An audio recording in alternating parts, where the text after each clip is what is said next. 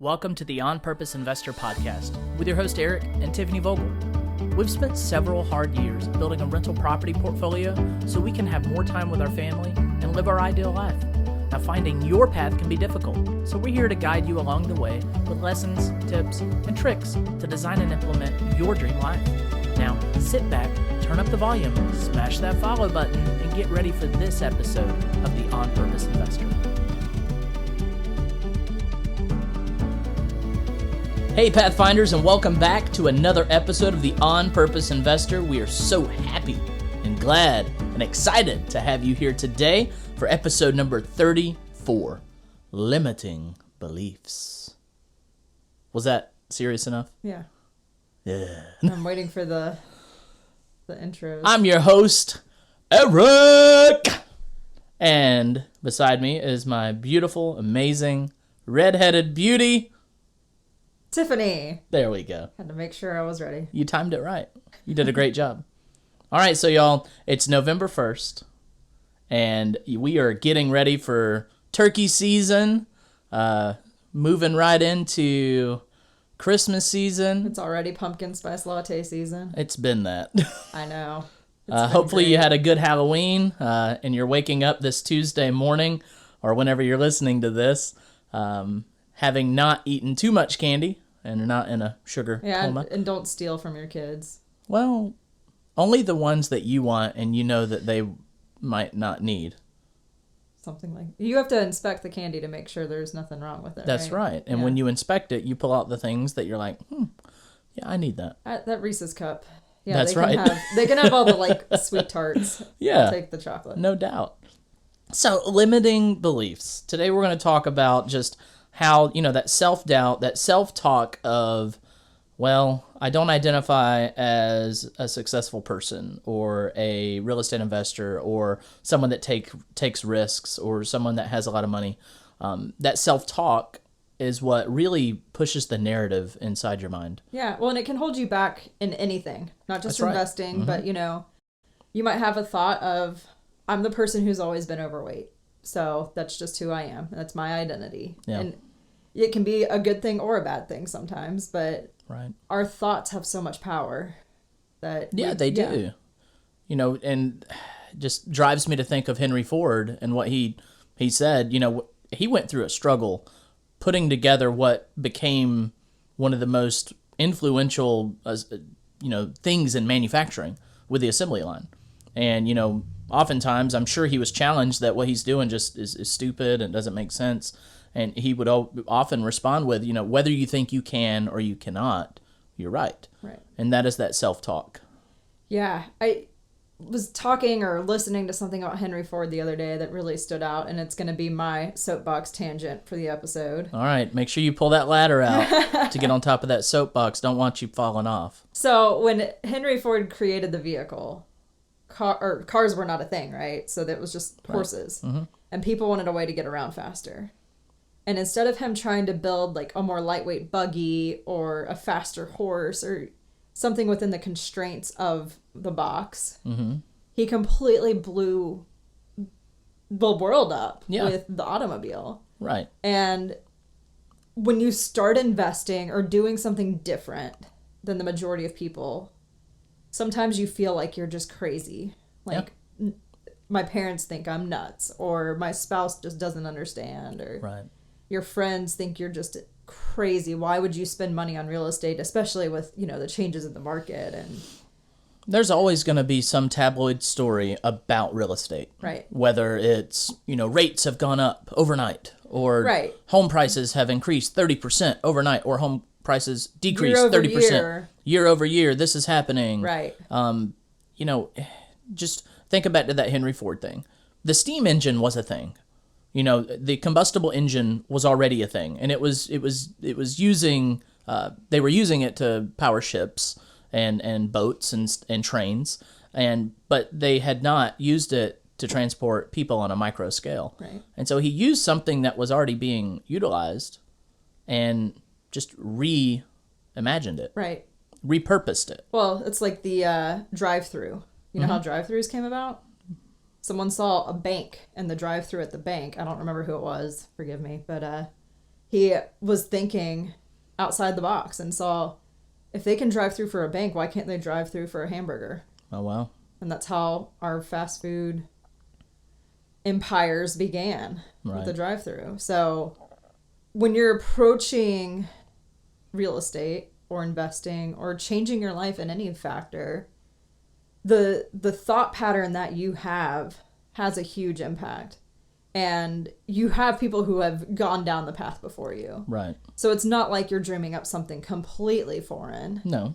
But just, I guess, keep in mind, and hopefully this is kind of inspiration of, it's crazy, but it's not that crazy. Right. And it has been done before. Right. And people have been successful. Yes, people have failed. And you will fail. It depends on what you do with that failure. Yes. And when I say you will fail, there are times you're going to take a chance and take a risk, a calculated risk. But you will take risks, and they will not come out to the way you wanted them to. What you do with that result will determine how you bring your life to fruition. Yeah. How you approach that failure is going to define who you become. Yeah. It's not the failure itself. Right. Well, and what you do with it, I think a lot of times we get caught up in a worry cycle. Mm-hmm. And I know I'm very much guilty of that. And I think it's interesting. Researchers at Penn State found that only 8% of things that people worry about come true. That's it? Yeah. So 92% of the crap that you're stressing about and not losing sleep over and doesn't actually happen. I think I needed to hear that today. Yeah. Because here we're under a big renovation right now, and I'm wondering, well, what if the granite doesn't get installed in time, and then I have to back up my tiler, and then when I do that, I don't have the ability to get my plumber in there, and now we're pushed back 3 weeks, and if the baby comes soon, then we won't have a place to go. We're just going to be here, and then we got 2 mortgages to pay for, and all that thinking all kind of, cascades upon one little thing. Right. But the likelihood of that one little thing going wrong, 92 to 8%? I mean, 92, yeah. Yeah, so the likelihood of it coming true. And of that and every other subsequential step. Right. Yeah, I mean, I think I have learned and realized over the years that certain things that happen, like let's say an eviction or, a bad purchase or anything negative, it's a temporary stress. Yeah. In 6 months, we're not going to be worried about that. So, well, think about what we were stressed about 6 months ago. 6 months ago today, it was March, 6 months ago today, and we had just submitted our book to editing. Yeah. What were we worried about then? A lot of things. But... There was so much stress surrounding that book. And, is it going to come out on time? Are we going to hit our release date? Right. Are we going to get all these other things in line? And we worried about that. Yeah. We stressed a lot about that. But today, now we're sitting here thinking like, yeah, I mean, it all came out. Right. It came out. It was a successful launch. We've sold a lot of books. We're happy.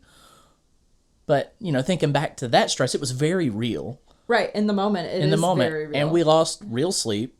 And we lost real patience. Right. And just looking probably back, argued with each other. Yeah, we did. And stuff. So, I mean, it's just, if you can frame the situation in the context of, in 6 months or 5 years, pick your timeline. Yeah. Will this matter? Most of the times it's no.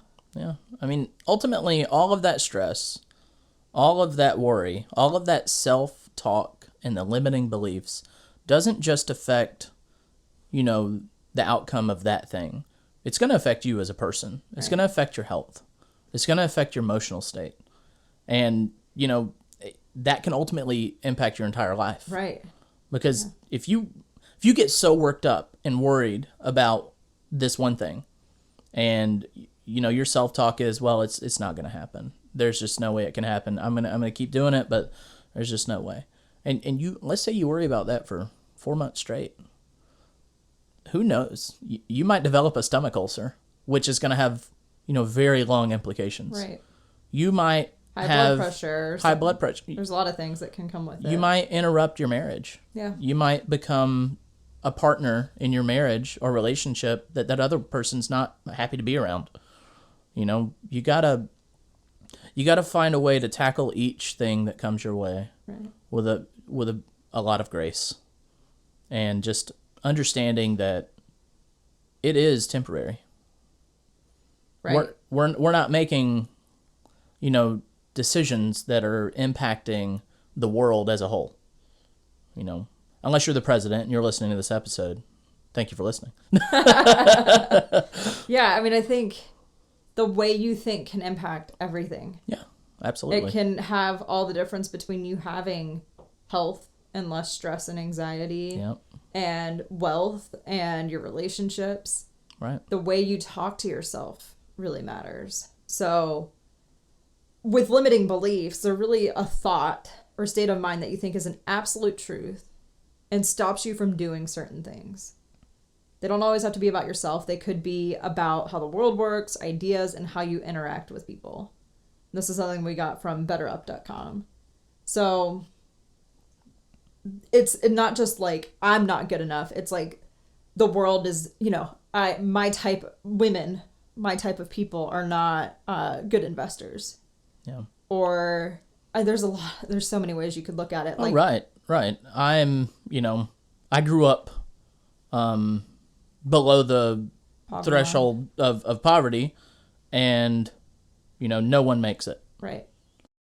Although there are People a lot like of stories. me Yeah, don't people like do- me don't do deals like this. Right. And that self-talk just it creates chaos in your life that is unnecessary. Well, and it's reinforced at times too. Mm-hmm. Like as a female investor, I have experienced situations where you get better responses just because I'll send emails with your name just to get the response I need. I hate that.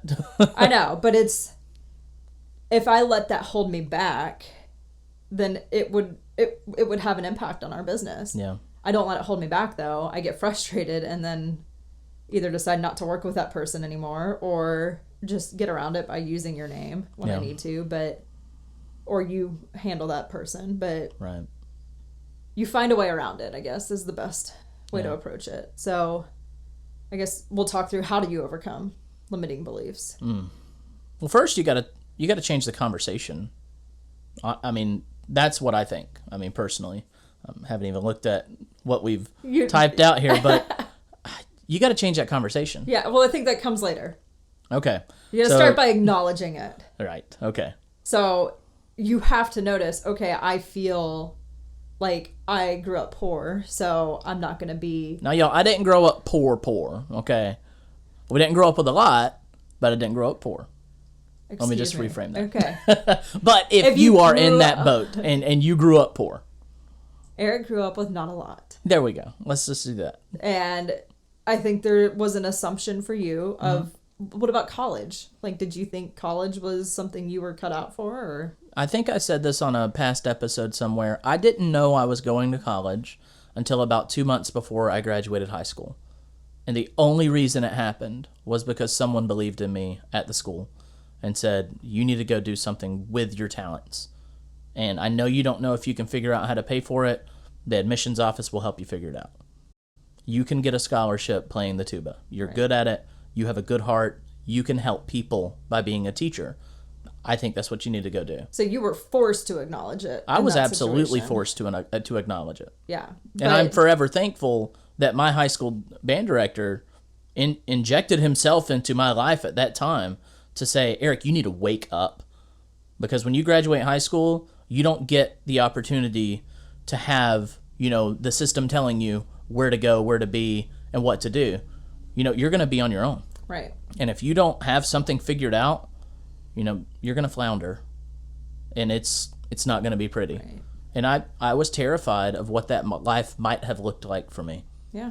Because I saw what the people in my town did after high school when they didn't have a road to take. Yeah. And it was terrifying. Right. So you were forced to acknowledge it. Yeah. If you don't have someone in your life like that, I think it takes a lot of self-reflection and trying to find areas where you think either your environment or the world or the way you talk to yourself might be something you're saying that might be holding you back. Yeah.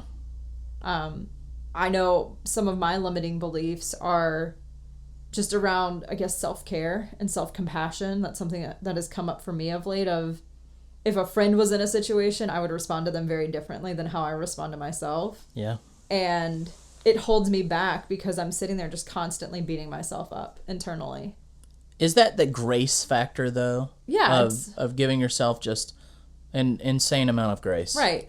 I mean, like, I think as a woman, a lot of times we look in the mirror and see something and think certain thoughts of like, oh, I don't like the way this certain body part looks. And I can't speak for men, but I know that's a common thing for women.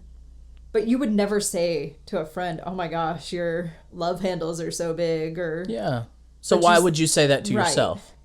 Right. Right. And it's body positivity is a big thing, because a lot of limiting beliefs surrounding, the way you see yourself comes from, I'm not going to use the word lightly, but, systemic, views on what the perfect body is supposed to look like.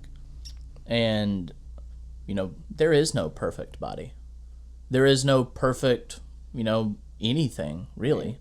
I mean, there is one perfect thing in this whole universe, in my opinion, that's Jesus Christ. But everything else is just what you make of it. Right. So when you make a mistake, or you don't like the way you look, or really any of that, it's acknowledging it and then trying to find a way to move on. Mm-hmm. And I think a lot of times we have these limiting beliefs of, that's great, I would love to have my dream life, but I'm just not cut out. It's not for me. And if you think that way, as Henry Ford said, you're right. That's how your life is going to play out. Yeah. But if you start changing your thought pattern, you can achieve it. Yeah. So start thinking about what limiting beliefs you have, and you can't fix it if you don't know about it. Right. So acknowledge it, decide you want to change it, mm-hmm. and then once you decide you're ready to change it, then start replacing it with new thoughts. So how do you identify it? How do you find it? My idea would be, let's say, 5 years ago you had this dream that you wanted to do something. Or last week you had this idea that you wanted to follow through with, but you didn't. Why did you not? Was it limitations on time, money? Did you just think about something else and start doing something else? But think about a time in your life where you wanted to do something. And then try to remember, not just back to why you didn't do it, but how it felt when you didn't do it. Was it relieving that you didn't do it, or was it disappointing? And I mean, yeah, there were times in my past where I truly wanted to become a meteorologist. And in my mind, it's like, well, I'm a musician. I need to do something with band. And that's the path I need to go down. And so I chose not to. And the feelings I have are, I was disappointed, but I can still enjoy meteorology as just a civilian that doesn't practice meteorology. I can buy the same software that they have. And you did. I did. And I can look at the weather fronts, and I can, evaluate systems and predict the different, incoming weather just as good as a meteorologist would. Maybe not as good, because I don't have all that formal training. But I really made it a hobby of mine. Yeah. And that fulfilled that void. Right. To create it as a hobby and to focus on it like that. But you weren't going to go to college, but do you think you were smart enough to go that path? No, not at all. Right. I mean, in high school, my self-talk was, I'm not the kid that gets all A's. Right. And that really dictated how I approached school. Right. I didn't study.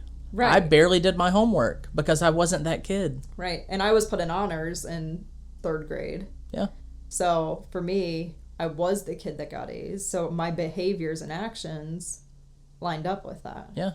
I think if I hadn't gotten into honors in elementary school, that might have looked different. Right. So it's the stories we hear as kids and as adults, but the things that, just those little things that are planted. Like, I auditioned for chorus in 4th grade and didn't make it. So then I'm like, oh, I'm a bad singer. And it took me years to finally start to sing. Not publicly by any means, but She's a wonderful singer, I don't know. especially in the car. Yes. Yeah, she does well. But I thought I was terrible, and Yeah. I'm not completely tone deaf. No, you're not. And that's that limiting belief Right. that was established by an outside source. Yes. Like body image. Right. And You know, like how successful you can be in school. Right. Or how successful you can be at any endeavor. yeah. Well, and it's something in time I want to take vocal lessons. Yeah. Because I think that'd be a lot of fun and Mm-hmm. just kind of a hobby for myself. But if I still had that limiting belief of, oh, I can't sing, then I probably wouldn't sing in church. I probably wouldn't sing in the car. Yeah. I wouldn't sing silly songs to our son. Yeah. So I think you will be happier if you uncover those things that you were told as a kid Right. that are limiting beliefs and hold you back, even if it's not something that's going to have a huge impact on your life. Right. No. You're absolutely right. I wish people could Hold just on. hop. Soapbox alert. All right, go ahead. I truly wish people could hop into a time machine or hop in that DeLorean, hit it at 88, and jump back to a time where they had these dreams. Because so many people, they lose their ability to dream. They accept the reality that they're living in as what it's supposed to be. And that is so far from what the truth should be. Your tomorrow hasn't happened yet. And you get the ability to do with it what you want. You don't have to wake up tomorrow and keep doing the same thing. You don't. Well, your today is determined by yesterday's choices, and tomorrow is determined by today's choices. Yeah. So you can, where you are today is just a reflection of the decisions you've made in the past. That's right. That's right. Where you are tomorrow, maybe not exactly tomorrow, but in the Where future. where you are in 6 months is going to be determined with the daily actions you start today Right. and moving forward. Yep. And people lack the ability to understand how powerful they are. They truly do. If you make a decision right now, today, that you are going to become extremely knowledgeable in one subject, and if you just made that your one thing, I promise you in 6 months you're going to be an expert. If that's all you consume for the next 6 months. 6 Right. months is a long time. It's a when you very really long think time. About it. If you put in an hour or two a day. That's 180 days. That's 360 hours if you put in 2 hours a day. I think that math's out. But that's a long time. And that self-talk, that limiting belief of there's no way I can be this. Anyone can do anything. Right? Anyone can really do anything unless there are physical restrictions that completely, alleviate your ability to do it. But when it comes to mind power and brain power, which is mostly what we talk about, we're not talking about how to build houses and physically build them. We're talking about how to build wealth, Right. generational wealth. Your thoughts can change everything. That's right. We attend Gary Johnston's class Mm-hmm. every year or two, and he says, where does the wealth process begin? And it's in your thoughts. Right.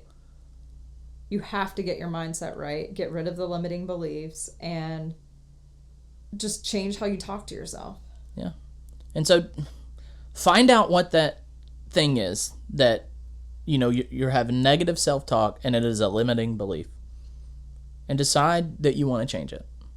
You have identified yourself as someone who is not X. Now you want to identify as that. I am now a savvy investor. I am now a good father. I am now, a fit person. I am now identifying as a runner. I am now identifying as a rollerblader. You got to make that choice that I was identifying as X, but now I want to identify as this. Right. And so that begins a process. Right. When you change the way you identify yourself, it makes it easier to change those daily habits. Right. So the runner example, I had some tasty Chick-fil-A for breakfast, Mm-hmm. but would someone who calls themselves a runner go get a chicken biscuit a lot of mornings throughout the week? Probably not. Right. You know, I don't identify as a runner, though, so... Right.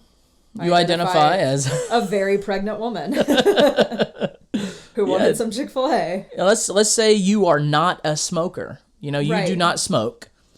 What is the likelihood you're going to wake up in the morning and drive to the convenience store and buy a pack of Marlboro Reds? Zero. Because you do not identify as a smoker. Right. But if you wake up in the morning, different example, if you wake up every morning and you have now identified yourself as, I am a educator or I am a student of financial independence. I am a student and a learning person of financial independence. Do you think your daily actions are going to align with someone that is trying to become financially independent or consumeristic? Right. Right. So you would shift instead of watching... I'm watching The Crown right now because it's mid-September and the Queen just passed away and... I'm being, I guess, like every... It popped up as a popular thing on Netflix right now, so I got into it. Right. But if I was in the process of trying to formally educate or informally educate on real estate investing, I would not be spending my time consuming Netflix. Right. You have to change your daily actions. And it's not like you're going to have to force to change your daily actions, because once you can shift that my identity is just not that anymore. You know, if your identity is, I'm a working person, and when I come home, I rest. And by resting, I watch TV. And by watching TV, I veg. I don't do anything else. If you can shift and say, I am now a student of financial independence, and that is my focus. I want to be financially independent. I don't want to have to go to work all those hours just to trade it for some money so that I can come home and rest and then enjoy my 2 days on the weekend and wake right back up on Monday morning. You know, you have to change that conversation with yourself. But when you do make that change and you say, you know what, I am now this type of person, it is not going to be difficult for you to turn off that TV. Right. It is not going to be difficult for you to buy audiobooks or books or any type of educational material. It's not going to be hard for you to say, you know what, cable, internet, well, you want to keep internet, but cable TV and all my subscriptions, they're gone. Yeah. And on average, you know, that costs people almost $250 to $500 a month on all subscriptions and entertainment. And if you can get rid of that, that's $6,000 a year. What can you do with $6,000 a year and the time savings of not doing all that stuff? You have now created a self-talk with yourself and identified as this new person. With $6,000, you can attend 2 seminars at least, if not 3.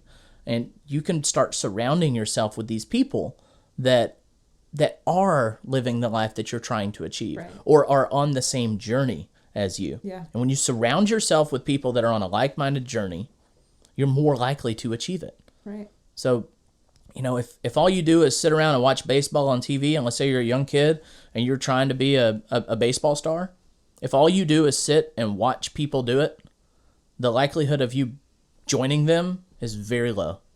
But if you get out there and you're practicing all the time and you're in the game and you're working on all your fundamentals all the time, there's no reason you don't have a better chance to be on that TV with them. Right. It's just, how are you going to change your life? It's not from the dugout. Right. You know, it's being involved. Yeah. And just because you hit financial freedom doesn't mean your limiting beliefs go away. No. I know for us, one of the big ones we faced came about with the book Who Not How.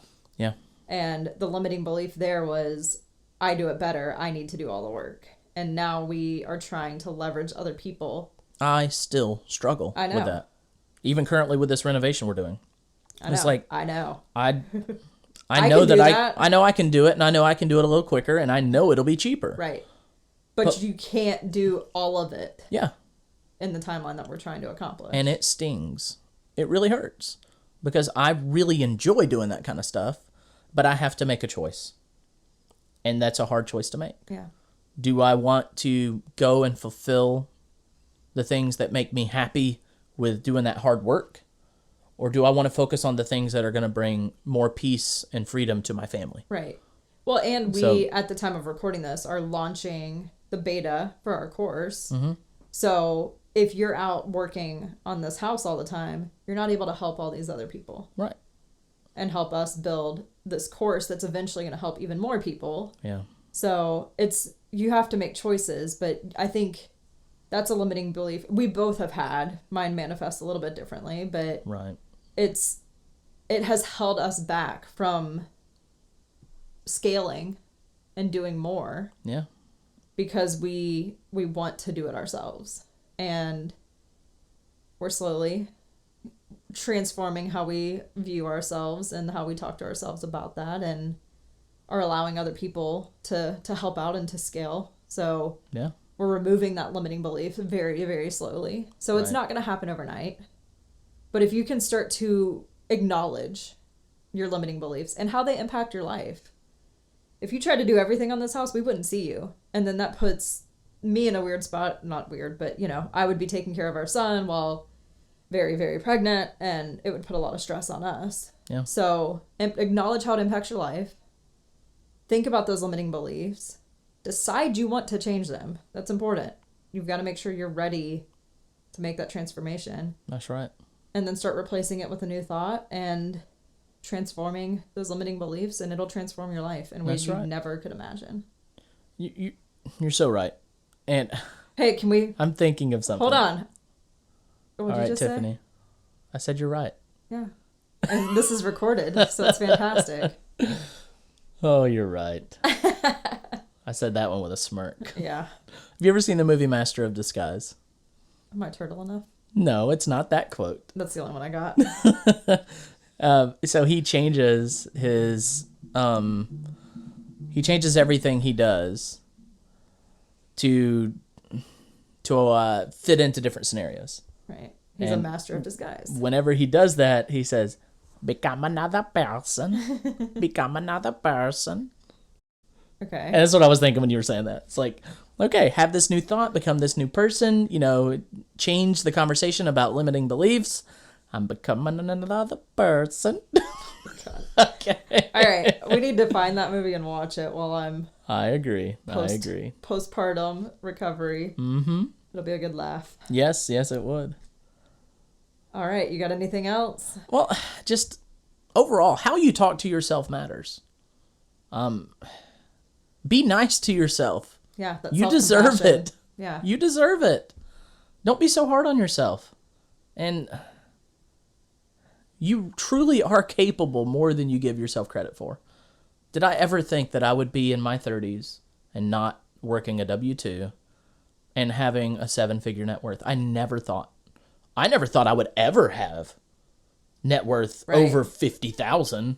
Well, in the house we're about to move into, we're both kind of like, I never thought we'd own something like this. Yeah, it's when you can change that conversation with yourself, you open so many doors.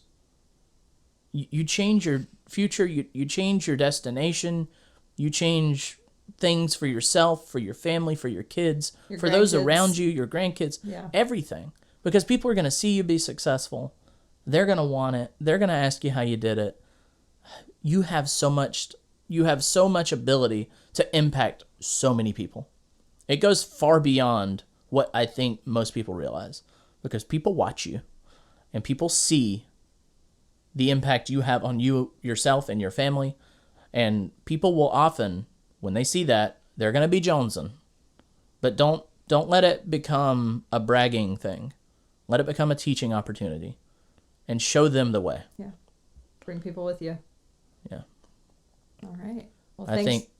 Oh, are you done? I don't soapbox know. over. So, that was a long done. soapbox. Okay, I'm done. All right. Thanks, y'all, for hanging out with us and listening to us talk about limiting beliefs. What lessons can you take from this podcast and apply to your life? Don't let the time you just invested go to waste. You only get one life, so live it purposefully. That's all we have for you today. See you next time. Thank you for tuning in.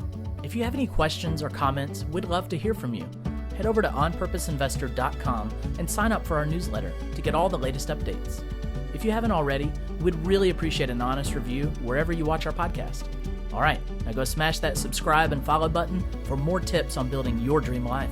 See you next week, Pathfinders.